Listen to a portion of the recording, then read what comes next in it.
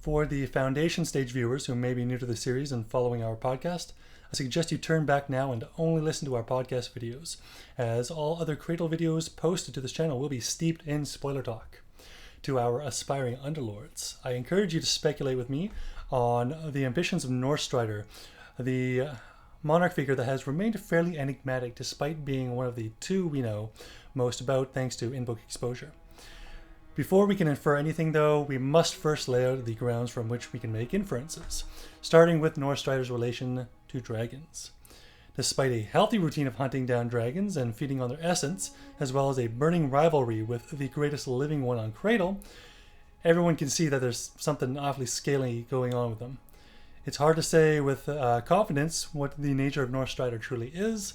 Descriptions of him routinely tease us about his likeness to a dragon, from the black scaled gloves to a spark within a soul, carrying an image of a dragon, majestic and roaring.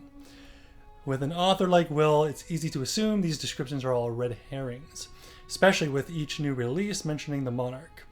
With Bamfius recently coming out and saying Northstrider is a dragon, just straight up, I was almost sure of it. Everything points at him being a dragon, right? I didn't want to rush to a conclusion, though, and pondered long on this while researching, even activating my ghost water for it. I'm sorry, I should not have put that in the script. That's horrible even for me. Golden serpentine slit eyes, black scaled arms, a spirit akin to a dragon's. Him being in human form is not unusual either, as we see Seshethkunaz. I always have a hard one with that. Seshethkunaz himself prefers the form of a human child. As we're told, it's either easier or more intuitive to cycle Madra with a human body. But why would he be on this path of the hungry deep then, slaying his own kind? Well, everything we know about him so far has shown his ambition and single-mindedness. He could have had differences with his kind or now looks down on them as weak. Perhaps he simply doesn't care for allegiance. Dragon souls empower him, and therefore he hunts his kind. Part of that ambition, that quest for power, is a true desire to ascend, I think. I think that's fairly clear from what we have seen. We know he was approached by the Abaddon, but declined, and now seeks to create his own presence without their help. It's likely that he feels he needs a presence to continue working to his goals beyond Cradle. But being who he is, he just ain't down with that. He's not down with the Abaddon's rules. There's also the likely fact that he covets the power of Seshethkunaz, his arch rival, we're sticking with arch again, arch rival, seeking not just the affirmation of his superiority, but also any power boost he possibly can get before leaving Cradle. And that's just it, any given power boost. All signs point toward Northstrider having some sort of affinity with dragons, but I believe in the red herrings.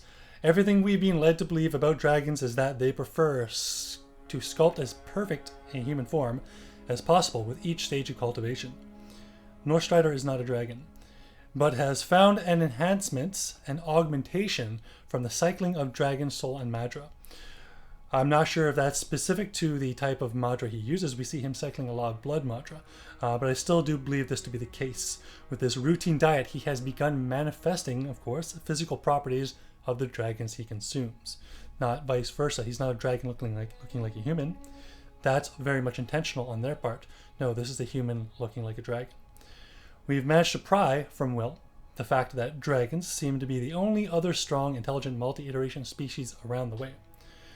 Northstrider, with his spatial warping ability, has most definitely visited other celestial bodies within the Cradle iteration. So he likely knows about dragons also spanning the cosmos, and he goes out of his way to defeat and consume them, and he clearly wants to ascend without worrying about a figurative cubicle and manager behind